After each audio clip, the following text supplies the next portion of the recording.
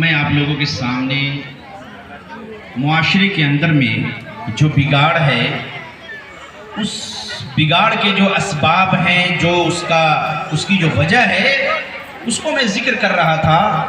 تو اس میں ایک بنیادی سبب اور بگاڑ کا ایک اہم جو ذریعہ ہے وہ یہ کہ ہم اپنے آبا و اجداد، اپنے باپ دادا کی اندھی تقلید پہ جمے ہوئے ہیں۔ اللہ اور اس کے رسول صلی اللہ علیہ وسلم کی باتوں کو سننے کے لیے تیار نہیں۔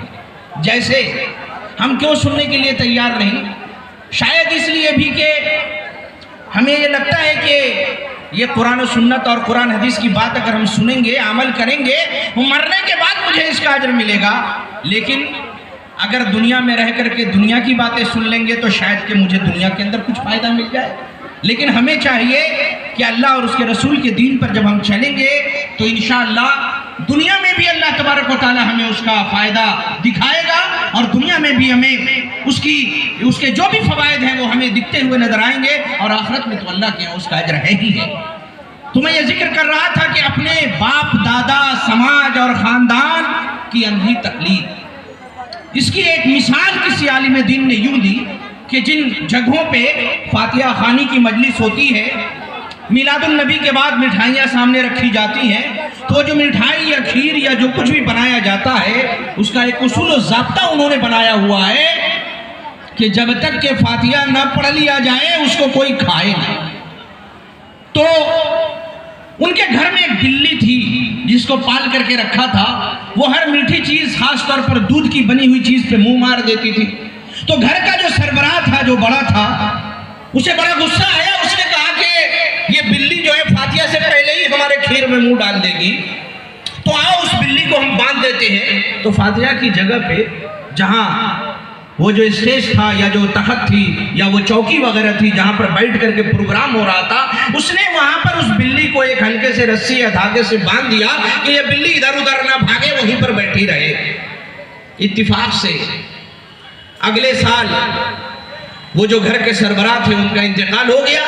پھر اگلے سال جب میلاد کی محفل سجی تو ایک تو سرے سے یہ چیز غلط، اس پر سے یہ فاتحہ خوانی کی جو رسم ہے، یہ جو بدعت ہے، نہ جس کی کوئی دلیل ہے نہ اس کا کوئی پروف ہے، لوگوں نے ایجاد کر رکھا ہے، وہ بھی غلط۔ لیکن اس کے باوجود ایک غلطی یہ کی، کہا کہ فاتحہ کے وقت ہمارے خاندان میں، ہمارے گھر میں، چونکہ ہمارے ابا نے کیا تھا تو بلی کو باندھنا ضروری ہے۔ اب جب میلاد ہو، جب فاتحہ ہو تو ڈھونڈو ایک بلی، پکڑ کے لاؤ، رسی سے باندھو۔ جب تک بلی نہیں بدھے گی تب تک وہ دین کا کام نہیں ہوگا۔ یہ ہے انسان کی جہالت اور اپنے آبا و اجداد کی اندھی تقلید کہ باپ دادا نے جو کیا ہے ہم اس کو کریں گے، چاہے قرآن میں کچھ ہو چاہے حدیث میں کچھ ہو۔ تو گویا کہ معاشرے کے بگاڑ اور اس کی خرابی کے اسباب میں ایک بنیادی سبب یہ ہے کہ اپنے آبا و اجداد، اپنے خاندان، اپنے سماج اور اپنے بڑوں کی ہر اس طریقے کو لازم پکڑ لینا، چاہے وہ دلیل ہو یا نہ ہو، قرآن حدیث کے چاہے وہ کتنا بھی خلاف ہو، چونکہ ہمارے باپ دادا کرتے تھے، ہمارے سماج میں وہ ہوتا تھا، لہذا ہم کریں گے۔ میرے بھائی، یہ روش، یہ سوچ اچھی نہیں، یہ ہمارے معاشرے کے اندر میں بگاڑ کے اسباب میں ایک بہت ہی بڑا بنیادی سبب ہے۔ اور ایک اور بہت ہی اہم چیز کہ معاشرے کے اندر ناانصافی کا دورہ ہے۔ ہر طاقتور کمزور کو پریشان کرتا ہے، جس کے ہاتھ میں اگر انصاف کی وہ تجوری دے دی جائے، کنجی دے دی جائے کہ تمہیں انصاف کرنا ہے، وہ پکشپات کرتا ہے۔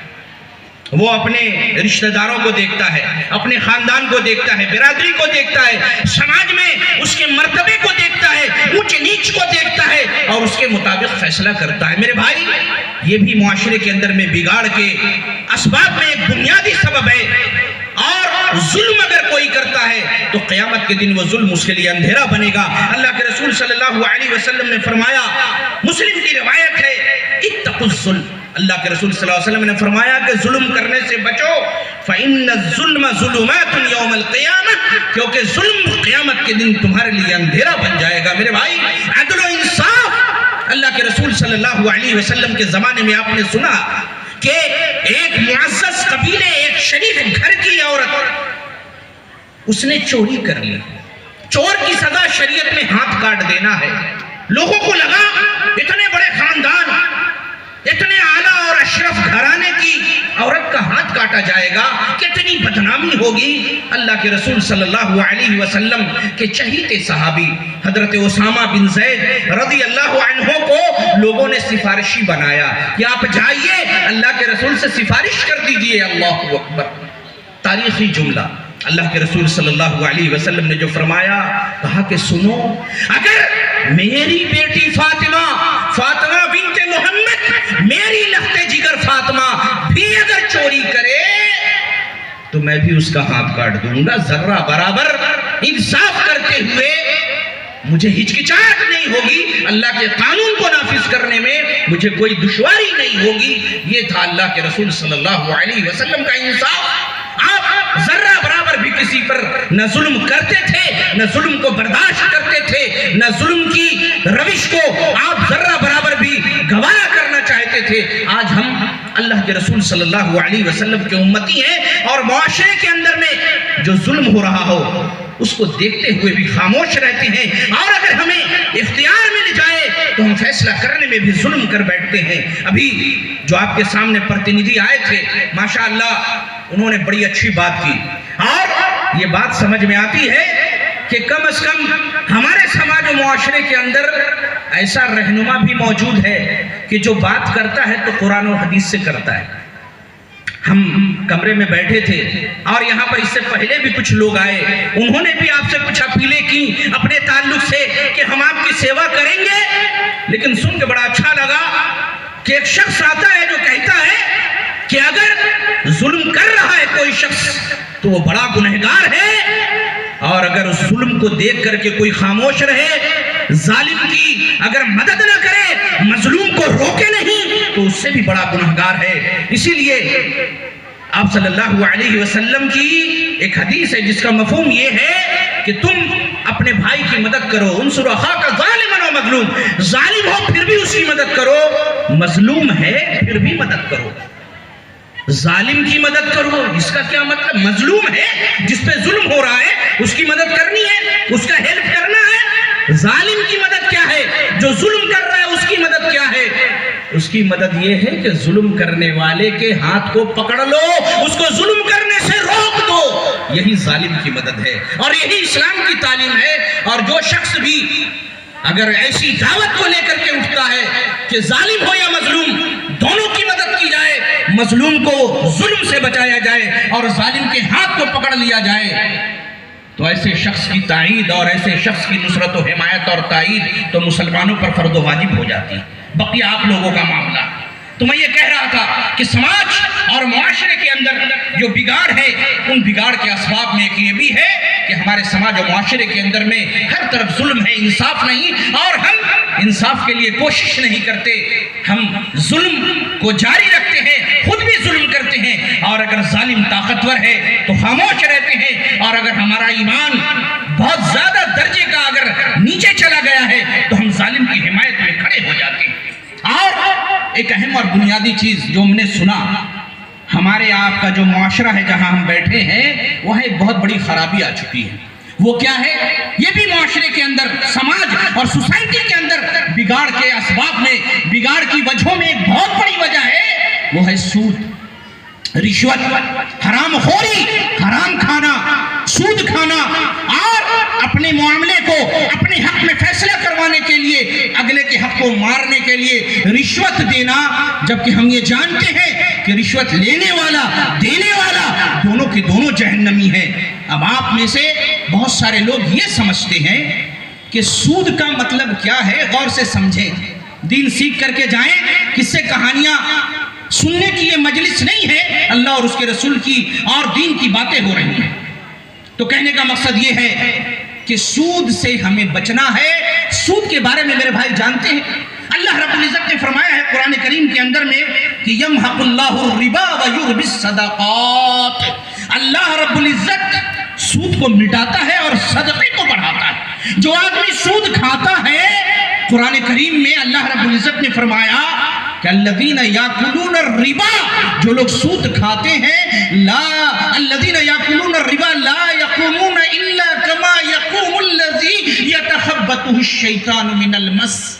سود کھانے والا غور سے سنیں، قیامت کے دن ایسے کھڑا ہوگا کہ شیطان نے جیسے اس کو مس کر کے چھو کر کے پاگل اور جنونی بنا دیا ہو.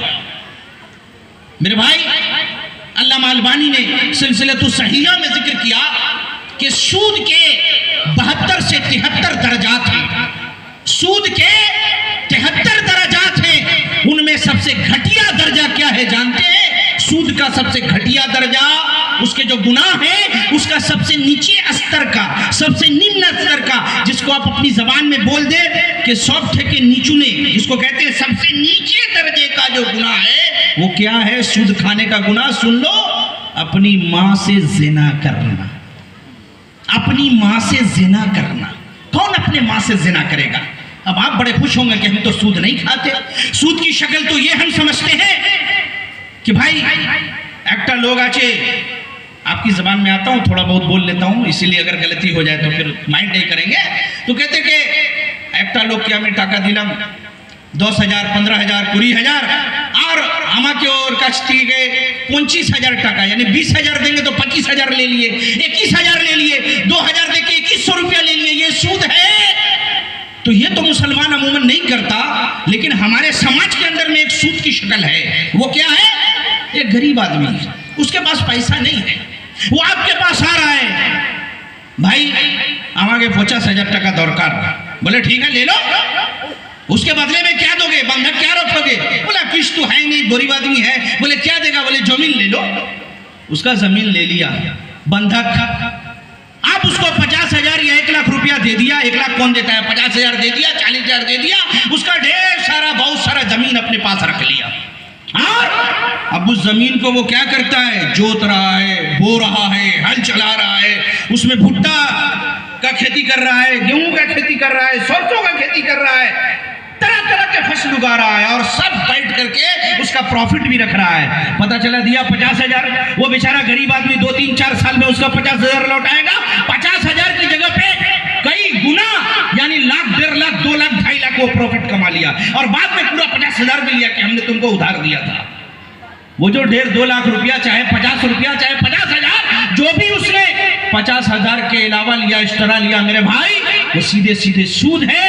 اور اس کا سب سے گھٹیا درجہ یہ ہے کہ وہ اپنے ماں کے ساتھ بلاత్కాر کرنے والا ہے، زنا کرنے والا ہے. وہ اللہ کے نزدیک سب سے بڑا مجرم ہے، اور سود کھانے والا، سود لینے والا اللہ کی سرزمین میں اللہ کا سب سے بڑا دشمن ہے.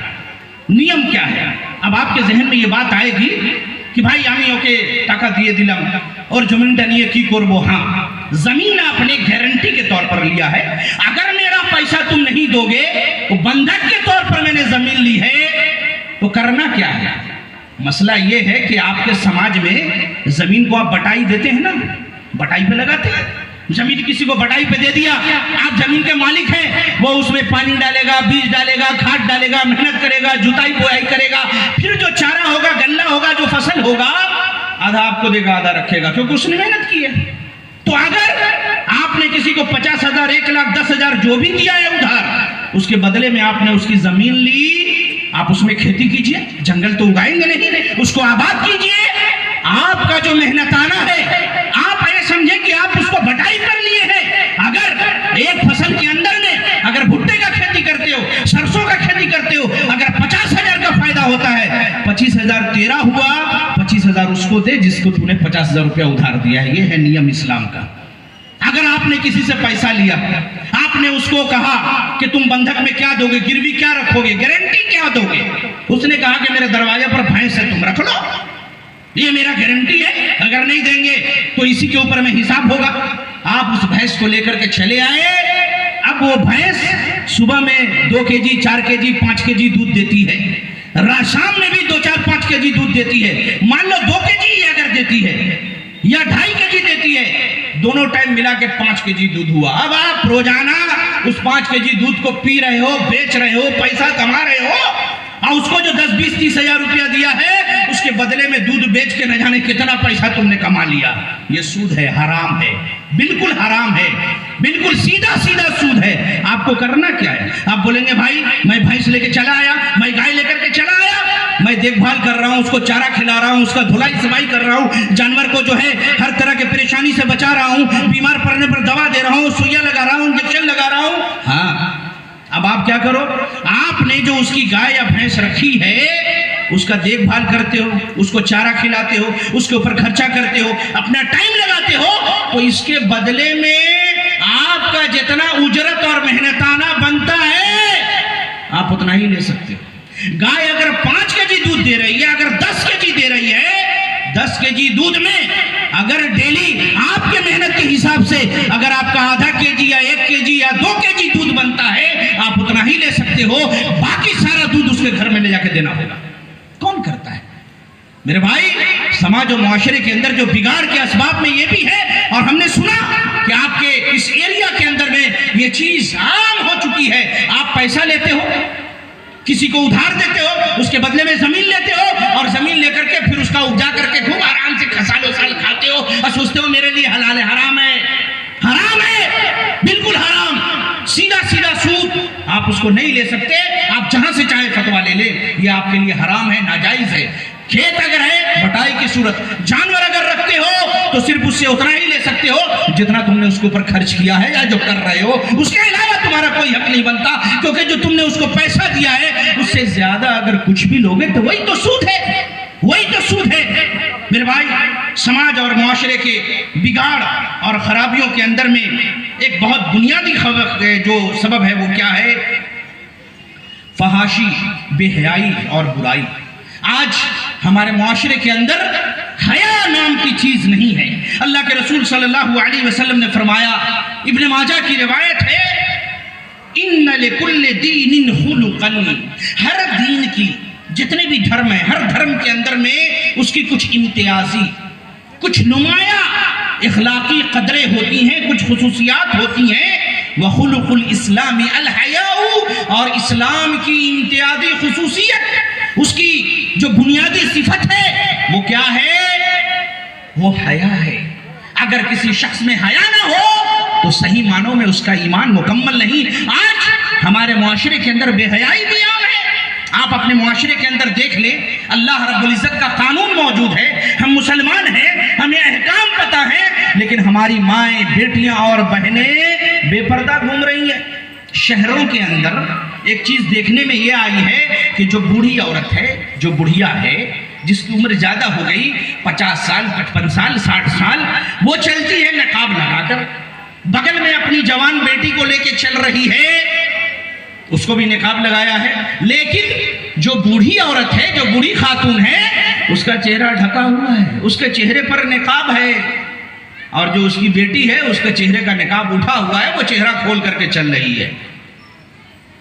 اس منظر کو دیکھ کر کے کسی آدمی نے کہا کہ اس بے غیرت عورت کو دیکھو، بڑھاپے میں اپنا چہرہ ڈھانکے ہوئی ہے اور اپنے بیٹی کا چہرہ کھول کر کے رکھا ہے۔ وہ کیا بتانا چاہ رہی ہے کہ شاید بڑھاپے کی وجہ سے اس کے چہرے پہ جھڑیاں پڑ گئی ہیں، اس کو اپنا چہرہ کھولتے ہوئے شرم آ رہی ہے، لیکن اپنی بیٹی کا چہرہ دکھانا چاہتی ہے کہ دیکھو ابھی میری بیٹی کتنی خوبصورت ہے، جوانی میں بھی اس سے زیادہ خوبصورت تھی۔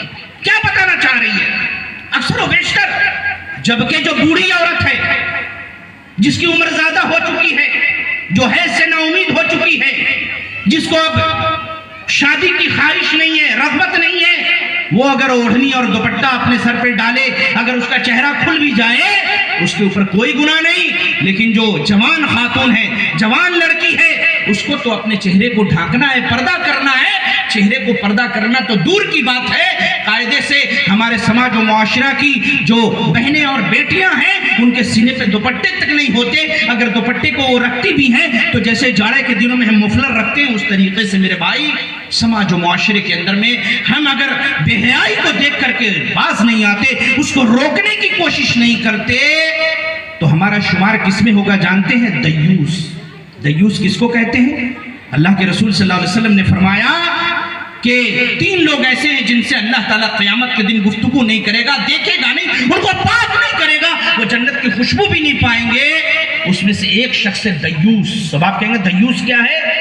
دیوس وہ شخص ہے، وہ آدمی ہے، دیوس وہ آدمی ہے کہ جس کے گھر میں بے حیائی، برائی ہو، وہ اپنے گھر کے اندر میں بےہودگی کو دیکھے، پھر بھی خاموش رہے، کچھ نہیں بولے. اس کی بہو بے پردہ نکل رہی ہے، سماج و معاشرے کے غیر محرم مردوں سے بات کر رہی ہے، پردے کی تو دھجیاں اڑا کر کے رکھ دی ہیں. سلام علیکم چچا، سلام علیکم بوا، سلام علیکم خالہ. جتنے محلے کے رشتہ دار ہو، گاؤں کے ہو، سماج کے ہو، رشتہ دار ہو نہ ہو، سب ہر آدمی ایک دوسرے کے گھر میں ایسے ہی منہ اٹھا کر کے گھس رہا ہے. اس کے گھر میں اس کی بیٹی ہے، اس کی بیویاں ہیں، اس کی بہویں ہیں، کون کس حالت میں ہے، کون کھانا پکا رہی ہے، کون کپڑا دھو رہی ہے، کون گھر کی صفائی کر رہی ہے. ہم منہ اٹھا کے جاتے ہیں، اس گھر کے سربراہ کو غیرت نہیں آتی، بے غیرت ہے، بے حیا ہے، دیوس ہے. اور ہم بھی دیوس ہیں کیونکہ ہمارے یہاں بھی لوگ آتے ہیں، ہمیں غیرت نہیں آتی. میرے بھائی پردہ کا حکم ہے، چاہے تمہارا دل کس قدر بھی پاک ہو، اللہ کا جب حکم ہے تو غیر محرم عورت کے سامنے جانا منع، اس کے چہرے کو دیکھنا منع. اور جو دیوس شخص ہے اسے یہ بات سمجھنے میں آنی چاہیے کہ دیوس کے اوپر جنت میں جانا تو دور کی بات، خوشبو حرام ہے. ایک آدمی حاجی ہے، عالم دین ہے، علماء سے معذرت کے ساتھ میں امید کرتا ہوں کہ ہمارے ہاں کے علماء ایسے نہیں ہوں گے، لیکن بڑے بڑے عالموں کے گھرانوں کے اندر، چاہے وہ شیخ الحدیث ہی کیوں نہ ہو کسی مدرسے کا، اس کے گھر میں بھی اس کی بیٹی اگر نکلتی ہے تو پردہ کر کے نکلتی ہے. لیکن چاچا کا لڑکا، ماموں کا لڑکا، پھوپھا کا لڑکا، اس کا اگر شادی ہو گئی تو اس کا دیور، اور پھر اس کے بھینسور، یا جتنے بھی رشتہ دار ہیں جو غیر محرم ہیں، ان سے کوئی پردہ نہیں. صرف باہر والوں کو اگر برقع پہنا کے نکلا تو نکلا، گھر میں کوئی پردہ نہیں. میرے بھائی عورت کے لیے ہر وہ شخص غیر محرم ہے جس سے اس کی شادی کسی بھی صورت میں ہو سکتی ہے، کبھی بھی ہو سکتی ہو. شادی اگر جائز ہے اس سے تو وہ اس سے پردہ کرے گی. اور گھر کا گارجین اور سربراہ اگر اس بے حیائی اور برائی کو دیکھ کر خاموش ہے تو وہ دیوس ہے. اللہ تبارک و تعالیٰ سے ہم یہ دعا کرتے ہیں کہ اللہ تعالیٰ ہمارے معاشرے کے اندر یہ جو دیوسیت ہے، اللہ تعالیٰ اس کو ہمیں ختم کرنے کی توفیق دے. اس دیوسیت کی بنا پہ ہمارا معاشرہ ظلم و فساد کا شکار ہے، اللہ کے عذاب کا شکار ہے. میرے بھائی یہ چھوٹی موٹی کمی نہیں ہے. آج بڑے سے بڑا عالم ہو، عامی ہو، غریب ہو، امیر ہو، سب اس مصیبت کے شکار ہے. اور میرے بھائی ایک بنیادی سبب معاشرے کے اندر میں بگاڑ کے لیے وہ یہ ہے کہ ہم میں سے جو لوگ نوجوان ہیں وہ بے مقصد زندگی گزار رہے ہیں. بے مقصد کا مطلب اگر کسی سے پوچھا جائے نوجوان سے کہ بھائی شام میں پوچھا جائے کہ آج کے تمہیں کی کریچ، وہ کہے گا کی کربو دادا سکال بیلا اٹھেছি 10টার সময় আর নাস্তা ওস্তা করেছি, রুটি উটি খেয়েছি, তারপরে এরকম ঘুরছি. আরে কি আর কে হয় আজ? না কিছু করিনি, এরকম ঘুরছি, বাজার গেলাম, চায় খেলাম, ফালা ঢেকা, রাত হয়েছে ঘুমিয়ে যাবো আবার. ये जिंदगी, उसको कोई मकसद नहीं है उस नौजवान की जिंदगी का. सुबह होती है, शाम होती है, जिंदगी यूं ही तमाम होती है. वो अपनी जवानी को बेमकसद गुजार रहा है, न उसका कोई टारगेट है, न उसका कोई हदफ है, न उसे कुछ करने की ललक है, न उसको कुछ करने की तमन्ना है कि जाकर के 5 वक्त नमाज पढ़ ले, जाकर कुरान की तिलावत कर ले, आखिरत की कुछ तैयारी कर ले, अपने बाप के कारोबार में हाथ बटा दे, अपने घर में माँ और बहनों के काम में कुछ हाथ बटा दे, खेत खलियान में जाके कुछ कर दे. ऐसे भी नौजवान है बेमकसद जिंदगी गुजार रहे हैं. अल्लाह के रसूल सल्लल्लाहु अलैहि वसल्लम की एक सही हदीस है, उसका एक टुकड़ा मैं आपके सामने पढ़ूंगा. अल्लाह के रसूल सल्लल्लाहु अलैहि वसल्लम ने फरमाया था, इग़तनिम खम्सन क़ब्ल खम्सिन, 5 चीज़ों को 5 चीज़ों से पहले गनीमत जानो. उन 5 चीज़ों के अंदर में एक चीज़ क्या है? नबी सल्लल्लाहु अलैहि वसल्लम ने फरमाया, शबाबक क़ब्ल हरमिक, अपनी जवानी को बुढ़ापे से पहले गनीमत जानो. जवान हो, इबादत कर लो. बुढ़ापे के अंदर में इबादत जब करोगे वो इतनी निशात के साथ, उतनी चुस्ती के साथ नहीं होगी जो इबादत जवानी में की जाती है. लेकिन उसका उलट है. हमारे मुआशरे के अंदर एक आदमी के पास पैसा है, दौलत है, माल है, अगर वो चाहे तो हज करने जा सकता है. पैसा है, मन इस्तता इलैहि सबीला, हज उस पर फर्ज है जो अल्लाह के घर तक जाने की इस्तिताअत रखता है. हज फर्ज है, पैसा है, जा सकता है, लेकिन बहाने करता है. बेटियर বিয়েটা করে নিব তারপরে হজকে যাব, বেটের বিয়ে করে দেব, এই কাজটা করে নিব, ওই কাজটা করে নিব, मतलब कि ये काम वो काम. दर हकीकत मसला क्या है? मसला एक ये भी है कि वो हज शायद इसलिए नहीं करना चाहता कि देखता है जब हज करके आएंगे लोग मुझे कहेंगे हाजी साहब अब तो मैं गुनाह नहीं कर पाऊंगा, जवानी का मजा नहीं ले पाऊंगा. एकदम बिल्कुल 25, 30, 35 साल के अंदर में हज कर लिया, अब हाजी साहब हो गए, اب ہم کو آٹومیٹک پبلک کے سامنے نیک بن کے رہنا ہوگا, شریف بن کے رہنا ہوگا. ہم کچھ غلط کریں گے, بولے دیکھو حج کر کے آیا غلط کر رہا ہے, لیکن ہم کو غلطی کرنی ہے, نیک نہیں بننا ہے. حج کر لیں گے تو پابندی لگ جائے گی, مہر لگ جائے گا کہ یہ حاجی صاحب ہو گیا. اسی لیے حج کب کرنا ہے؟ جب ہاتھ پیر میں بالکل طاقت نہیں رہے, ڈنڈا پکڑ کے بیساکھی پکڑ کے حج کرنے جانا ہے کہ اب کچھ نہیں رہا, اب جسم میں طاقت نہیں, سب خواہش ارمان ختم, تو اب پکڑنا ہے مسجد کی سیڑھی, اب جا کے حج کرنا ہے. یہ بھی فلسفہ ہوتا ہے بڑھاپے میں حج کرنے کا میرے بھائی. جوانی کی عبادت اللہ رب العزت کو بڑی پسند ہے, کیونکہ جوان آدمی نماز پڑھے, روزہ رکھے, حج کرے, زکات دے, پوری نشاط اور پوری قوت کے ساتھ کرتا ہے, پوری طاقت کے ساتھ کرتا ہے. اسی لیے آپ صلی اللہ علیہ وسلم نے فرمایا تھا کہ اپنی جوانی کو بڑھاپے سے پہلے غنیمت جانو. اللہ نے جو جوانی دی ہے اس کو اللہ رب العزت کی اطاعت و فرمانبرداری میں خرچ کرو. اور معاشرے کے اندر بگاڑ اور برائی کے اسباب میں ایک سبب نہی عن المنکر اور امر بالمعروف کو ترک کر دینا, نیکیوں کا حکم دینا اور برائیوں سے رکنا. آپ جانتے ہیں اللہ رب العزت نے کیا فرمایا, علماء جانتے ہیں, آپ نے سنا ہوگا, اللہ رب العزت فرماتا ہے کنتم خیر امت اخرجت للناس, تم وہ بہترین امت ہو جو لوگوں کے لیے پیدا کی گئی ہے. تم کرتے کیا ہو, تمہارا کام کیا ہے؟ اخرجت للناس تأمرون بالمعروف وتنہون عن المنکر, تم نیکیوں کا حکم دیتے ہو, برائیوں سے روکتے ہو. آج ہم نہ کسی کو نیکیوں کا حکم دینے کی اپنے دل میں خواہش رکھتے ہیں اور نہ برائی سے روکنے کی خواہش رکھتے ہیں. میرے بھائی, آج مسلمان ہم اور آپ پریشان ہیں. ہر آدمی جب پریشان ہوتا ہے, اس کی کوئی نہیں سنتا, تو وہ کیا کرتا ہے؟ وہ کیا کرتا ہے؟ آخر میں مسجد میں جاتا ہے, نماز پڑھتا ہے, اللہ سے دعا کرتا ہے. اللہ کے رسول صلی اللہ علیہ وسلم نے فرمایا لَتَعْمُرُنَّ بِالْمَعْرُوفِ وَلَتَنْهَوُنَّ عَنِ الْمُنْكَرِ, تم لوگ ضرور بالضرور نیکیوں کا حکم دیتے رہو گے, برائیوں سے روکتے رہو گے. لَتَعْمُرُنَّ بِالْمَعْرُوفِ وَلَتَنْهَوُنَّ عَنِ الْمُنْكَرِ أَوْ لَيُوشِكَنَّ اللَّهُ أَن يَبْعَثَ عَلَيْكُمْ عِقَابًا مِّنْ عِنْدِهِ, نہیں تو اس بات کا ڈر ہے کہ کہیں اللہ تبارک و تعالیٰ آسمان سے تم پر کوئی عذاب نہ نازل کر دے. ثُمَّ لَتَدْعُنَّهُ فَلَا يُسْتَجَابُ لَكُمْ, پھر تم دعائیں کرتے رہو گے, دعا کرتے کرتے تمہاری زبانیں ٹیڑھی ہو جائیں گی, چاہے تم خانہ کعبہ کا پردہ پکڑ کے لٹک جاؤ. ثُمَّ لَتَدْعُنَّهُ فَلَا يُسْتَجَابُ لَكُمْ, پھر تم دعائیں کرتے رہو گے, اللہ تمہاری دعا کو قبول نہیں کرے گا, قبول نہیں کرے گا. آج ہماری دعائیں قبول نہیں ہوتی کیونکہ معاشرے کے اندر جو بنیادی بگاڑ ہے اس میں ایک یہ بھی ہے کہ نیکیوں کا ہم حکم نہیں دیتے, لوگوں کو برائیوں سے روکتے نہیں. میرے بھائی, ایک ضعیف روایت کے اندر میں ایک واقعہ اور ایک بنی اسرائیل کا ایک طریقہ ذکر کیا ہوا ہے, لیکن اپنے مفہوم کے اعتبار سے یہ بات درست ہے. بنی اسرائیل کے اندر میں یہ چیز پائی جاتی تھی. حدیث کے الفاظ ہیں کہ ان اول ما دخل النقص علی بنی اسرائیل, کہ بنی اسرائیل جو یہود و نصارہ تھے ان کے اندر جو پہلی برائی آئی وہ کیا تھی کہ جب ان میں کہا کانوا لا یتناہون عن منکر فعلوہ, ان میں کا کوئی ایک آدمی اگر غلط کرتا تو کوئی دوسرا اس کو روکتا نہیں تھا. ہاں, اگر کسی نے روکا, کسی کو غلط کرتے ہوئے دیکھا, وہ کہتا تھا یا ھذا اتق اللہ دع ما تصنع, اے فلاں آدمی ڈر جا, اللہ سے ڈر, جو کر رہا ہے اس کو چھوڑ دے. فإنہ لا یحل لک, تیرے لیے کرنا جائز نہیں.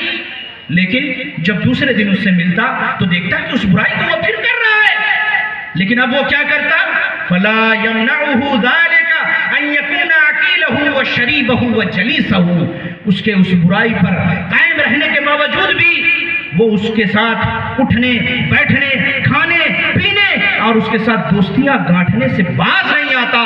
فضرب اللہ قلوب بعضهم ببعض, اللہ نے جب عذاب نازل کیا تو سب کے دلوں کو یکساں کر دیا, سب پہ اللہ نے عذاب نازل کیا. اس کے بعد اللہ کے رسول صلی اللہ علیہ وسلم نے فرمایا لعن الذین کفروا من بنی اسرائیل وعیسی ابن مریم ذلك بما عصوا وكانوا يعتدون كانوا لا يتناهون عن منكر فعلوه. اللہ تبارک و تعالیٰ نے لعن الذین کفروا من اہل الکتاب, جو اہل کتاب ہیں بنی اسرائیل کے, اللہ تبارک و تعالیٰ نے ان پر نازل کی لعنت. اور لعن الذین کفروا من بنی اسرائیل علی لسان داؤد, حضرت داؤد علیہ السلام کی زبان, عیسیٰ ابن مریم کی زبانی.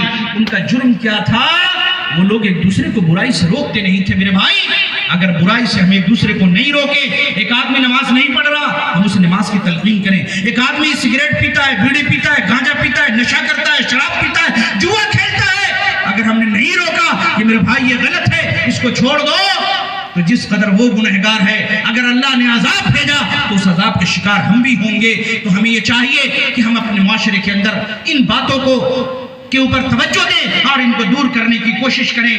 لیکن ایک چیز یہ ہے کہ اس کا علاج کیا ہے؟ اس کا علاج یہ ہے کہ ہم اپنے ایمان کی تجدید کریں اور علم دین کا فروغ، مساجد کی تعمیر، مسجدوں کے اندر اگر تعمیر ہو رہی ہو بڑھ چڑھ کر کے حصہ لے، کیونکہ مساجد اللہ کے دین کے وہ محفوظ قلعے ہیں جہاں سے اللہ اور اس کے رسول کی باتیں بیان کی جاتی ہیں، جہاں آدمی اللہ کی بارگاہ میں آ کے سر جھکاتا ہے۔ اگر کسی علاقے میں مسجد نہیں تو کس قدر وہ منحوس اور بدبخت علاقہ ہوگا، اور اگر کسی علاقے میں مسجد ہو عالی شان عظیم الشان لیکن وہاں کے لوگ اگر نماز نہ پڑھیں، اللہ کی قسم قیامت کی دن وہ مسجد اللہ کی بارگاہ میں آپ کے خلاف شکایت کرے گی کہ میں خالی رہتی تھی، میری مسجد کے اندر میں صفیں بچھی رہتی تھی، چٹائیاں بچھی ہوتی تھی، لیکن اے اللہ تیرے بندوں میں سے یہ جو بستی والے ہیں یہ نماز پڑھنے کے لیے نہیں آتے تھے۔ میرے بھائی صرف مسجد بنا دینا کمال کی بات نہیں، بلکہ مسجد کی تعمیر افضل ہے، جنت میں اس کے بدلے میں اللہ آپ کو گھر عطا کرے گا، بہت بڑی نیکی ہے، ثواب جاریہ ہے، قیامت کی صبح تک آپ کو اس کی نیکی ملے گی، مرنے کے بعد بھی نیکی ملے گی۔ لیکن کب؟ اگر آپ نمازی رہیں گے تب۔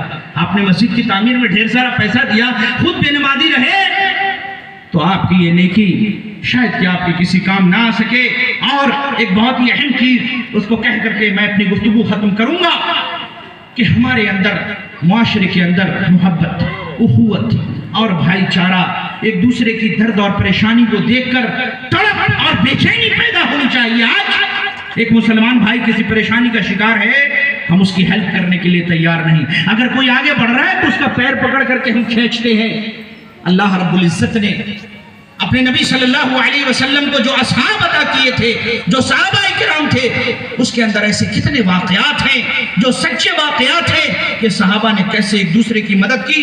جن میں سے ایک بہت ہی بہترین واقعہ جو میں آپ کے سامنے ذکر کروں گا کہ حضرت ابو ہریرہ رضی اللہ عنہ کہتے ہیں کہ میں بھوکا رہتا تھا، بھوک کی بنا پر برداشت نہیں ہوتا۔ بخاری کے اندر یہ واقعہ موجود ہے، اسی کو میں اختصار کے ساتھ آپ کے سامنے ذکر کر رہا ہوں۔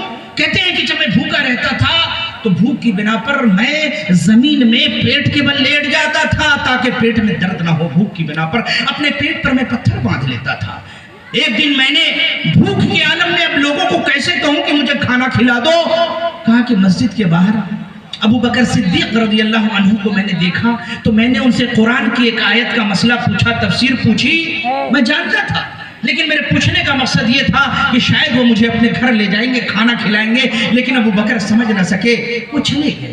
پھر میں عمر فاروق کے پاس گیا، سلام کیا، مسئلہ پوچھا، شاید کہ وہ مجھے کھانے کے لیے اپنے گھر لے کے چلے جائیں، لیکن وہ بھی سمجھ نہ سکے، میں بھوک سے ایسے ہی بحال رہا، وہ بھی چلے گئے۔ اس کے بعد اللہ کے رسول صلی اللہ علیہ وسلم تشریف لائے، انہوں نے ابو ہریرہ کو دیکھا، مسکرائے، ابو ہریرہ نے سلام کیا، نبی نے جواب دیا، کہا ابو ہریرہ کیا حال ہے؟ اللہ کے رسول صلی اللہ علیہ وسلم ابو ہریرہ کے دل کی حالت کو سمجھ گئے کہ یہ بھوکے ہیں، اللہ کے رسول تھے، سمجھ گئے۔ حضرت ابو ہریرہ کو اپنے گھر لے کر کے گئے، اپنی بیویوں سے پوچھا، ازواج مطہرات سے پوچھا کہ کچھ ہے؟ انہوں نے کہا کہ ہاں دودھ کا ایک کٹورا ہے، ایک پیالے کے اندر میں دودھ ہے۔ کہا کہاں سے آیا؟ کہا فلاں آدمی نے ہدیہ دیا تھا، تحفہ دیا تھا۔ حضرت ابو ہریرہ کہتے ہیں کہ میرے دل میں یہ بات آئی کہ چلو دودھ مل گیا، اب میری بھوک دور ہو جائے گی، کئی دنوں کا بھوکا پیاسا ہوں، پیٹ میں درد ہو رہا ہے۔ اللہ کے رسول صلی اللہ علیہ وسلم نے وہ دودھ کا پیالہ لیا، کہا ابو ہریرہ جاؤ اصحاب صفہ کو بلا لاؤ۔ صفہ کے وہ لوگ تھے جو ایک چبوترا تھا صفہ نام کا، اس پہ اللہ کے رسول کے وہ صحابہ بیٹھتے تھے دین سیکھنے کے لیے، جو کسی کے ہاں جا کے کچھ مانگتے نہیں تھے، کسی سے لیتے نہیں تھے، اللہ کے رسول کو جو ہدیہ اور تحفہ آتا تھا اسی میں سے اللہ کے رسول کو بھی کھلاتے تھے۔ اصحاب صفہ کو کہا بلا کے لے آؤ۔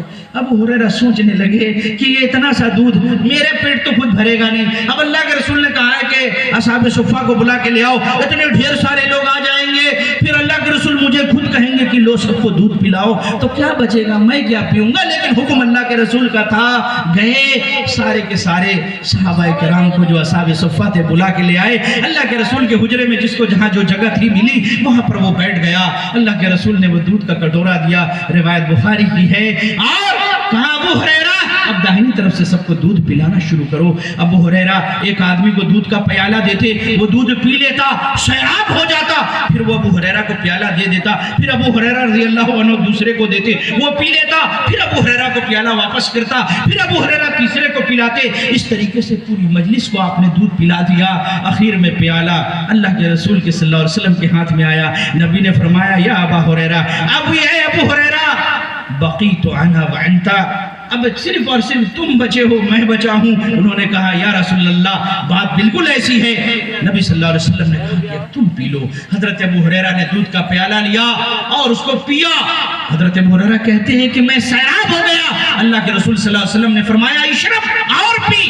وہ رک جاتے، کہا اور پی اور پی، یہاں تک کہ ابو ہریرہ کہہ اٹھے یا رسول اللہ قسم ہے اس ذات کی کہ جس کے ہاتھ میں آپ کی جان ہے، اب میں سیراب ہو چکا ہوں، میرے پیٹ میں اب جگہ نہیں۔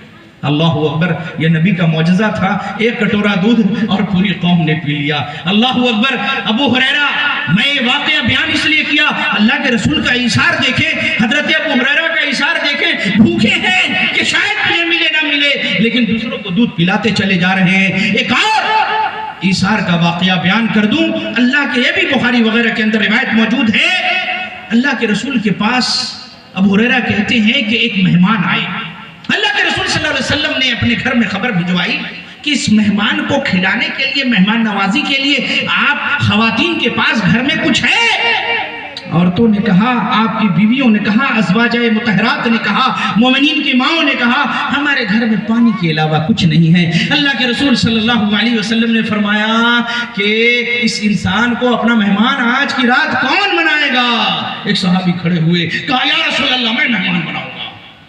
بیوی کو کے پاس گئے، گھر میں گئے، بیوی سے پوچھا کہ مہمان آئے ہیں، اللہ کے رسول کے پاس سے میں ایک مہمان کو لے آیا ہوں، رات میں کھانا کھلانا ہے۔ بولے کیا ہے گھر میں؟ کہا صرف تھوڑا سا کھانا ہے جو بچوں کے لائق ہے، بس ہم لوگ بھی نہیں کھا سکتے، صرف بچے کھا سکتے ہیں۔ کہا ٹھیک ہے کوئی بات نہیں، پہلے تم چراغ جلا دو، بچوں کو سلا دو، اور جب مہمان کو کھانا پیش کرنا تو اس سے پہلے چراغ کو درست کرنے، ٹھیک کرنے کے بہانے بجھا دینا، تاکہ مہمان کو لگے کہ چراغ کے اندر میں کچھ خرابی ہو گئی، چراغ بجھ گیا۔ اللہ جائیے، اللہ قربان جائیے ایسے نفوس قدسیہ پر۔ وہ خاتون اپنے چھوٹے چھوٹے بچوں کو بہلا پھسلا کر کے سلا دیتی ہیں، بچے سو جاتے ہیں، مہمان کے سامنے چراغ کو، اس کی بتی کو کچھ ایسا کرتی ہیں کہ اسے لگے کہ چراغ کو وہ بنا رہی ہیں، کوئی خرابی ہے، اس بہانے سے چراغ کو بجھا دیتی ہیں، چراغ بجھ گیا، گھر میں اندھیرا۔ اب اس مہمان کے سامنے اپنے بچوں کا سارا کھانا رکھ دیا اور اپنے رکابی اور پلیٹ کے اندر میں کچھ اس طرح کا ظاہر کیا اندھیرے میں کہ مہمان کو لگا کہ سب لوگ کھا رہے ہیں، خود بھوکے رہ گئے، مہمان کو پیٹ بھر کے کھلا دیا۔ صبح میں جب گئے صحابی رسول اللہ کے پاس، اللہ کے رسول صلی اللہ علیہ وسلم نے فرمایا کہ آج ایک صحابی رسول نے ایسا عمل انجام دیا ہے، ایسا عمل انجام دیا ہے، اللہ رب العزت عرش سے اس کو دیکھ رہا تھا، اللہ کو ہنسی آ گئی، اللہ مسکرا پڑا، اور پھر قرآن کریم کی وہ آیت کریمہ نازل ہوئی وَيُؤْثِرُونَ عَلَىٰ أَنفُسِهِمْ وَلَوْ كَانَ بِهِمْ خَصَاصَةٌ۔ وہ لوگ اپنے نفسوں پر اپنے دوسرے مومن بھائی کو ترجیح دیتے ہیں، وَلَوْ كَانَ بِهِمْ خَصَاصَةٌ، گرچہ انہیں کتنی ہی ضرورت و حاجت کیوں نہ ہو۔ میرے بھائی، ہمارے معاشرے میں اس چیز کی بھی کمی ہے کہ ہم پہلے اپنا پیٹ بھرتے ہیں۔ اگر ہماری تنخواہ 10,000 ہے، ہم سائیکل پہ چلتے تھے، 25,000 ہو گیا موٹر سائیکل لائیں گے، 50,000 ہو گیا 4 چکا خرید کے لائیں گے۔ پہلے ہم 100 روپے میٹر کا کپڑا پہنتے تھے، اللہ نے مال دیا 500 روپے میٹر پہنیں گے، 5,000 میٹر کا کپڑا پہنیں گے۔ پہلے ہم 500 کی گھڑی پہنتے تھے، اللہ نے اگر مال دے دیا 5 کروڑ کی گھڑی پہنیں گے، جتنا مال دے دے۔ ہم یہ سمجھتے ہیں کہ یہ جو مال اللہ نے دیا ہے، یہ مال اس لیے دیا ہے کہ صرف ہم اپنے اوپر، اپنے فیملی کے اوپر خرچ کریں۔ نہیں میرے بھائی، آپ کو اللہ نے جو مال دیا ہے، آپ کو اپنے اوپر تو خرچ کرنا ہے اعتدال کے ساتھ، فضول خرچی نہیں کرنی، بقیہ مال کو اللہ کے راستے میں اپنی مرضی، اپنی ثوابدید سے خرچ کریں۔ ایک واقعہ ذہن میں آیا، میں آپ کو بتا دیتا ہوں۔ حضرت عثمان غنی رضی اللہ عنہ، اللہ کے رسول کے صحابی ہیں، بہت مالدار تھے۔ لوگوں نے ایک واقعہ نقل کیا ہے، ایک آدمی آئے، کہا یا رسول اللہ میری شادی مجھے کرنی ہے، میرے پاس پیسہ نہیں ہے، مال نہیں ہے، غریب آدمی ہوں۔ آپ نے کہا کہ جائیے عثمان غنی کے پاس اور ان سے کہیے کہ میں نے بھیجا ہے، وہ شادی کا سارا خرچہ، جو غلہ، اناج، گھی، جو کچھ بھی ہوتا ہے سب آپ کو دے دیں گے، ہم شادی کر لیں گے۔ وہ گئے حضرت عثمان غنی کے پاس۔ گھر کے باہر اس زمانے میں اتنے پکے پختے مکان تو ہوتے نہیں تھے، جھوپڑیوں کے مکان ہوتے تھے، کچے مکان ہوتے تھے۔ حضرت عثمان غنی رضی اللہ عنہ کی آواز سنائی دی گھر کے باہر، وہ اپنی بیوی کو ڈانٹ رہے ہیں کہ رات میں چراغ کی بتی، چراغ دیکھا ہے نا آپ نے بچپن میں، چراغ جب جلتی ہے تو اس کے نیچے تیل ہوتا ہے، کہا کہ چراغ کی بتی کو اتنا تم نے تیز کر دیا، بیوی کو ڈانٹ رہے ہیں، تیل زیادہ خرچہ ہو گیا۔ انہوں نے سوچا یا اللہ، کس کنجوس آدمی کے پاس میں آ گیا، چراغ کی بتی تیز ہو گئی، تیل زیادہ چل گیا، وہ اپنی بیوی کو ڈانٹ رہے ہیں، مجھے کیا ہیلپ کریں گے۔ پھر آ گئے اللہ کے رسول صلی اللہ علیہ وسلم، کہا نہیں جائیے آپ۔ وہ گئے حضرت عثمان غنی رضی اللہ عنہ نے ان کی امید سے زیادہ ان کی مدد کی، تعاون فرمایا۔ لیکن سوال یہ پیدا ہوتا ہے کہ بیوی کو چراغ کی بتی کے بڑھنے پہ، تیل کے زیادہ خرچ ہونے پر کیوں ڈانٹا؟ اسی لیے کہ فضل خرچی سے وہ لوگ بچتے تھے، وہ چاہتے تھے، وہ جانتے تھے کہ جو مال اللہ کے راستے میں مجھے خرچ کرنا ہے، اگر فضل خرچی سے میں نے آپ کو بچا لیا اپنے آپ کو، پھر جو مال بچے گا میں اس کو اللہ کے راستے میں خرچ کروں گا۔ لیکن ہمارے معاشرے کا یہ رواج ہے، اللہ ہم کو جتنا مال دے گا ہم اپنے اوپر خرچ کریں گے۔ گھر بہت اچھا پلاسٹر تھا، اس پر چنوٹا کروا دیا، پیسہ دیا، گاؤں میں مسجد بن رہی ہے، جامع مسجد، یہ نہیں کہ اس میں کام ہے، ماربل لگنا ہے، چھت بننی ہے، مصلی آئیں گے، نماز پڑھیں گے، 50,000 اللہ کے راستے میں خرچ کر دے، نہیں۔ اب وہ اپنے گھر میں پہلے ماربل لگائے گا، ٹائلز لگائے گا، وہ چھتوں کے اوپر میں جو ڈیزائن بنا کے طرح طرح کی بتیاں لگتی ہیں وہ لگائے گا، اور اپنے گھر کو بالکل دلہن کی طرح سجا دے گا۔ وہ یہ سوچتا ہے کہ جو مال اس کو اللہ نے دیا ہے اسے صرف اور صرف اپنے اوپر خرچ کرنا ہے۔ نہیں میرے بھائی، وَيُسِرُونَ عَلَىٰ أَنفُسِهِمْ وَلَوْ كَانَ بِهِمْ خَصَاصَةٌ۔ اور ایک آخری واقعہ نقل کر کے اپنی گفتگو ختم کر دوں، بخاری ہی کی روایت ہے، کوئی قصہ کہانی نہیں۔ اللہ کے رسول صلی اللہ علیہ وسلم کے صحابی خلیفہ ثانی حضرت عمر فاروق رضی اللہ عنہ فجر کی نماز ابھی شروع کیے تھے، ابو لولو نام کے ایک عجمی غلام نے حضرت عمر فاروق کو خنجر مار دیا پیٹ میں۔ حضرت عمر فاروق گر گئے، اس کے بعد وہ مسجد میں دوڑنے لگا اور ہر طرف خنجر چلاتا گیا۔ 13 لوگوں کو اس نے ایسا زخمی کیا کہ 13 لوگ اور مر گئے اس زخم کی تاب نہ لا کر۔ حضرت عمر فاروق رضی اللہ عنہ کی جب طبیعت کچھ سنبھلی تو لمبی حدیث ہے، کئی چیزیں اس میں ذکر ہیں، جو بنیادی چیز میں بتانا چاہتا ہوں۔ اللہ کے رسول صلی اللہ علیہ وسلم کے انتقال کے بعد آپ کی قبر کے ایک طرف داہنی جانب کس کی قبر ہے؟ حضرت ابو بکر صدیق رضی اللہ عنہ کی۔ بائیں طرف کی جگہ خالی تھی۔ حضرت عمر فاروق رضی اللہ عنہ نے اپنے بیٹے عبداللہ بن عمر رضی اللہ عنہ کو کہا کہ بیٹے، میری خواہش ہے کہ میں اللہ کے رسول کے بغل میں دفن کیا جاؤں، زندگی بھر ساتھ رہا، اللہ کے رسول کے بغل میں پہلو میں اگر میں دفن ہو جاؤں۔ اللہ کے رسول کہاں دفن ہے؟ اپنے حجرے میں۔ جو نبی جہاں انتقال کرتا ہے اس کو وہیں دفن کیا جاتا ہے۔ نبی صلی اللہ علیہ وسلم اپنے کمرے میں اما عائشہ کے حجرے میں دفن ہے، بغل میں ابو بکر دفن ہے۔ کہا کہ ابن عمر سے کہ میرے بیٹے جاؤ، اما عائشہ رضی اللہ عنہ سے اجازت طلب کرنا، لیکن یہ نہ کہنا کہ امیر المومنین نے اجازت مانگی ہے، بلکہ یہ کہنا کہ عمر بن خطاب نے اجازت مانگی ہے، کیونکہ اب میں خلیفہ نہیں رہا، میرے پوسٹ کا حوالہ مت دینا۔ کہنا کہ خطاب کے بیٹے عمر نے اجازت مانگی ہے، اگر آپ کی اجازت ہو تو میں اللہ کے رسول کے بغل میں اپنی قبر کھدوا لوں۔ اما عائشہ رضی اللہ عنہ کہتی ہیں جب حضرت عبداللہ بن عمر نے اجازت چاہی، کہا کہ میری دلی خواہش یہ تھی، وہ رونے لگی، کہ میں اللہ کے رسول کے بغل میں ہوتی، بیچ میں اللہ کے رسول، داہنی طرف میرے باپ ابو بکر صدیق اللہ کے رسول کے دوست خلیفہ اول، اور بائیں طرف میری قبر ہوتی اپنے شوہر اپنے نبی کے بغل میں۔ لیکن میں عمر کے اس درخواست کو رد نہیں کر سکتی، جہاں میں نے اپنے اوپر عمر کو ترجیح دے دی۔ اللہ اکبر۔ حضرت عمر فاروق کے پاس عبداللہ بن عمر جاتے ہیں، کہتے ہیں بیٹے کیا خبر لائے ہو؟ کہا کہ اجازت مل گئی ہے جیسا کہ آپ چاہتے تھے۔ کہا کہ بیٹے جب میری روح نکل جائے، میں تو اب مرنے ہی والا ہوں، تو میرے جنازے کو جب لے کے جانا وہاں دفن کرنے کے لیے، اس وقت بھی ایک بار پھر پوچھ لینا، اگر اس وقت بھی اما عائشہ انکار کر دے تو مجھے دفن نہ کرنا، مسلمانوں کے عام قبرستان میں دفن کر دینا، اور اجازت مل جائے دوبارے بھی تو دفن کرنا۔ حضرت عبداللہ بن عمر پھر دفن سے پہلے اما عائشہ سے اجازت طلب کرتے ہیں. وہ کہتی ہیں کہ ہاں میں نے اپنے اوپر عمر کو ترجیح دے دی ہے. اللہ اکبر. مرنے کے بعد بھی اور زندگی میں بھی یہ تھا صحابہ اور صحابیات کا جذبہ کہ وہ اپنے اوپر دوسروں کو ترجیح دیتے تھے. ارے دوسروں کو ترجیح دینا تو دور کی بات، ہم تو اپنے اوپر اللہ کے دین، اس کی مسجد، مدرسے اور گھروں کو نہیں ترجیح دیتے. پہلے ہم صرف اپنا سوچتے ہیں. میرے بھائی ہمیں غور کرنا چاہیے کہ ہم کہاں جا رہے ہیں، دین ہمیں کیا سکھا رہا ہے. اگر ہم نے اپنی حالت نہ سدھاری تو قرآن کریم کی وہ پہلی آیت جو ہم نے پڑھی تھی آپ کے سامنے کہ سورہ رات کی آیت نمبر 11، ان اللہ لا یغیر ما بقوم حتی یغیر ما بانفسہم، کہ اللہ تعالیٰ کسی قوم کی حالت اس وقت تک نہیں بدلتا جب تک کہ وہ اپنی حالت خود سدھارنے کے لیے تیار نہ ہو.